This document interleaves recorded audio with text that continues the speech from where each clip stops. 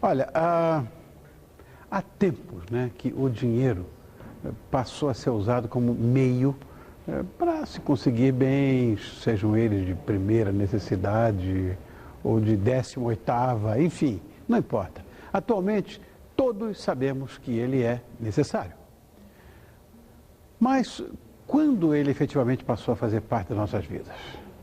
Como e de onde surgiu o dinheiro? Qual a sua história? Esse é um dos assuntos que nós vamos tratar na série sobre dinheiro, que começamos a partir de hoje no nosso programa. E para abordar o assunto, veja quem nós convidamos. Muito prazer em conhecê-lo, professor. Obrigado por ter vindo, muito obrigado. Obrigado pelo Esse é um assunto que me interessa muito. Por favor, fique na sua casa. Acho que todo mundo, né, se interessa por dinheiro, quem não? Mas nós vamos falar agora da origem, por um professor, por quem sabe o que está dizendo. Qual a origem do dinheiro? Não. Bom, nós temos, na história da humanidade, temos inicialmente uma sociedade muito primitiva, que são pequenos grupos, 3, 4, 5 famílias, que vivem juntos por algum motivo. Segurança contra os animais selvagens, e precisam encontrar uma forma de sobrevivência. Então, essa sociedade primitiva, inicialmente, os membros acabam se especializando em determinadas tarefas. A história sempre colocou a mulher como dentro da casa, cuidando dos filhos, fazendo, cuidando da agricultura, fazendo a comida. Isso é uma coisa muito milenar. O homem indo à caça, indo à pesca, e ele se especializa em algo que ele tem de sobra, ou seja, algo sobra, algo valioso para ele e também valioso para outros membros da comunidade, e ele passa a trocar bens um pelo outro. Aquele precisa de algo que eu sou muito experiente em obter, e ele, por sua vez, é muito experiente em obter algo que eu não possuo. Vamos fazer esta troca, é chamado escambo. Hoje permuta. Permuta, exatamente. Mas na sociedade primitiva, durante muito tempo, deu certo. Pequenas sociedades. Pouco a pouco, essas pequenas sociedades passaram a ter um grau de integração com outras sociedades. E ficou mais difícil encontrar a reciprocidade no desejo de troca. Eu quero algo que o outro tem, mas ele não quer trocar pelo que eu tenho. E aí começa, à medida que há uma integração de várias sociedades, certamente, Rony, isso é um processo de centenas de anos, milênios, aí se perde na história da humanidade. Mas há um momento em que há a integração, o aumento dessas comunidades, dos membros da comunidade, acaba ensejando o surgimento de uma outra forma de trocar aqueles bens que eu desejo e que não encontro a reciprocidade. Não tenho o outro, não quer o que eu tenho. E aí surgem alguns bens valiosos, extremamente valiosos. Quando a sociedade descobre que para preservar alimentos necessários para a sobrevivência, o sal é um determinante fantástico. O sal é aquele produto que conserva os alimentos por tempo, digamos, bastante longo. Até hoje, né? Claro. Os marinheiros vão nos altos mares do Mar do Norte, lá no Pacífico, ficam meses e meses. E como é que é guardado o peixe? Hoje temos os frigoríficos. Não vamos muito longe, porque eu sou casado com espanhola, eu tenho paixão por Ramon, eu tenho paixão por um pata negra. Imagina, aquilo ali o que é? É uma salga. Sim. Em síntese é isso. Sim, sim. É curado, uma coisa de uma delicadeza com sal. É verdade. O clima ajuda, necessário. Tudo ajuda, quente, mas o sal é primordial. O sal é fantástico. Essa era a mercadoria mais procurada então na época. Extremamente valiosa. E ela, em geral, está, digamos, ali na praia, nas praias, em certos lugares, mas é o mar que vai despejando. Ou então lagos antigos que sumiram, a água sumiu e aquilo virou... O sal cristalizou e foi, digamos, no deserto, no que era antigamente Saara, muito sal foi encontrado. Só que os povos do continente, muito afastados das praias, necessitavam conservar os alimentos. E o sal foi um fator determinante para a sobrevivência dessas populações. E passou a ter um valor de troca inestimável. Do sal vem a palavra salário. Olha aí. Que era o termo que os romanos, era a mercadoria que os romanos utilizavam para pagamento para as tropas. E as tropas pegavam o sal e negociavam alimentos, porque ele tinha um poder de troca muito elevado. Agora... E nós tínhamos também o gado, pecus. Sim, pecus. Ele anda, pecúlio. Pecúlio é quanto acumulamos ao longo do tempo, né? Ou seja, isso é um processo. É difícil dizer quando que essa sociedade, quando isso surgiu. Mas o ser humano, né, é fantástico na sua criatividade. Milênios atrás, ficamos hoje observando, por exemplo, nas dinastias dos faraós, coisas grandiosas, inteligência fantástica de certas pessoas à época, a criatividade sempre existiu, felizmente. Agora, a partir de quando o metal passou a ser referência nas trocas de mercadorias, e por quê? Ao longo do tempo, tanto o sal passou a rarear, quanto também o pecus, o gado. Havia muita mortalidade, ele sofria doenças. E lá pelas tantas, também não há uma história muito bem definida, mas podemos dizer que 4.000, 5.000 anos antes de Cristo, já há relatos digamos, sobre ouro, nas tumbas dos faraós. Sim. Né? E o ouro tem uma característica muito interessante. Ele é perene.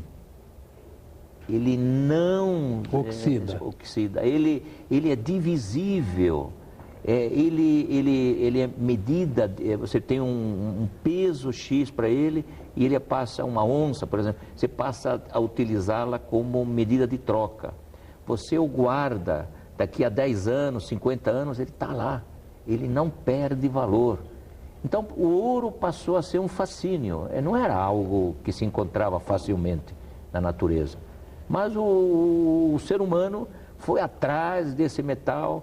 Ele encontrou nos lugares mais incríveis, no fundo da terra, né, 700, 800 metros escavando, e dada a sua raridade. Mas os outros metais também foram usados, como o cobre.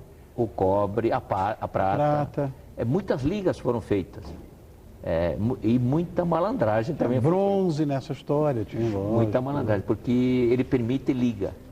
E houve um certo momento na história também dos nobres que eles faziam o confisco para as guerras, faziam o confisco do ouro e da prata, derretiam-no e depois devolviam para os possuidores algo que em peso era igual. O pessoal derretia de novo e percebia que tinha uma mistura, ou seja, o nobre retirou uns 30%, 40% do valor do ouro. Mas é algo fantástico, nesse sentido, a história do dinheiro, né? E as características do dinheiro? O que ele precisa ter para ser um símbolo de valor? Bom, ele tem que ser um meio de troca. A primeira é fundamental. Que seja aceito como meio de troca. No nosso caso, e qualquer país do mundo, é de maneira coercitiva. O poder do Estado exige que no território nacional a moeda nacional seja aceita. Então, o que é a moeda nacional? É a nota, papel e a moeda metálica. Isso ninguém pode dizer não aceito, porque é de forma coercitiva. Então, meio de troca. Unidade de conta. Graças aos árabes, temos um sistema decimal, né? Que é fantástico, né? Então, temos números, contas, podemos fazer uma divisão desse dinheiro. Também podia ser feita com ouro, de maneira divisível. Então ela tem unidade de conta, reserva de valor. Reserva de valor. É claro que num processo inflacionário, a moeda perde valor. Seguramente. Então sempre, felizmente hoje temos um real bastante, digamos, bastante forte, com uma inflação muito baixa, e graças a isso é que estamos melhorando muito em termos de distribuição de renda, em termos de poder aquisitivo da população brasileira. Então, é também um padrão de pagamentos para o futuro. Com o dinheiro, o dinheiro faz a ligação entre o presente e o futuro. Graças ao dinheiro, podemos nos endividar, podemos contrair dívidas. Contraímos dívidas em reais hoje, que serão pagas em reais amanhã. É claro, o banco vai pedir juros. Né? Seguramente. Eu diria que essas são as principais características que uma moeda tem que ter para ser utilizada como tal. Professor Manuel, eu tenho uma curiosidade que deveria ser esclarecida. O símbolo, o cifrão. É algo fantástico. Aquele S com... O S. Há uma história fantástica em torno do cifrão, do símbolo, né? Deve ser verdadeira esta história. Um general árabe, indo em direção à Espanha, lá pelo século VII, Djebel el-Tariq, conhecido como o Conquistador. Sim. Há uma história muito fantástica, que ele sai da Arábia e de forma sinuosa, fazendo um S, ele passa pelo Egito, depois ele vai para a Líbia, depois da Líbia ele passa por Argel, depois da Argel ele vai para o Marrocos. No norte da África. Mas ele vai lutando, de forma sinuosa. Entendi. Até que ele chega nas colunas de Hércules. Tá. Lembra das colunas de Hércules? Claro. Divide o não plus ultra, né? Não mais além. Né? Não plus ultra. Ninguém caminhava além das colunas de Hércules, porque o mundo depois de lá era algo desconhecido. E as colunas de Hércules estão fincadas. Hércules teria, no momento de um dos 12 trabalhos, ele, com força sobre-humana, ele abriu o espaço entre as colunas e criou a ligação entre o Mediterrâneo e o Atlântico.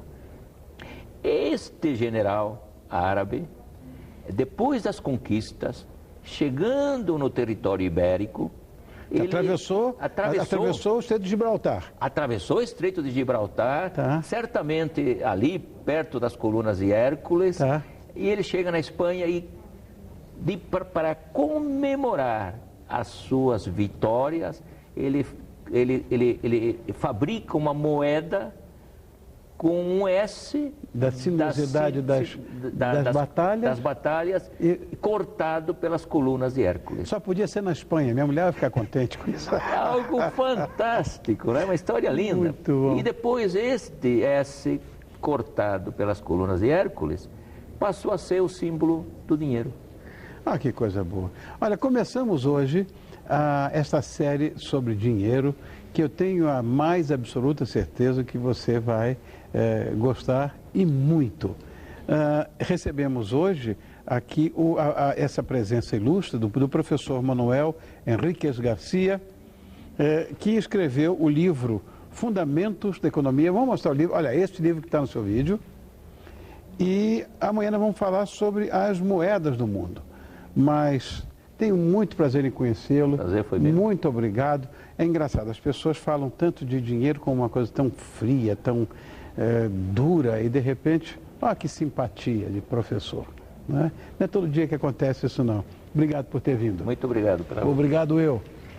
Volte sempre. Será um prazer. Obrigado, querido. Obrigado.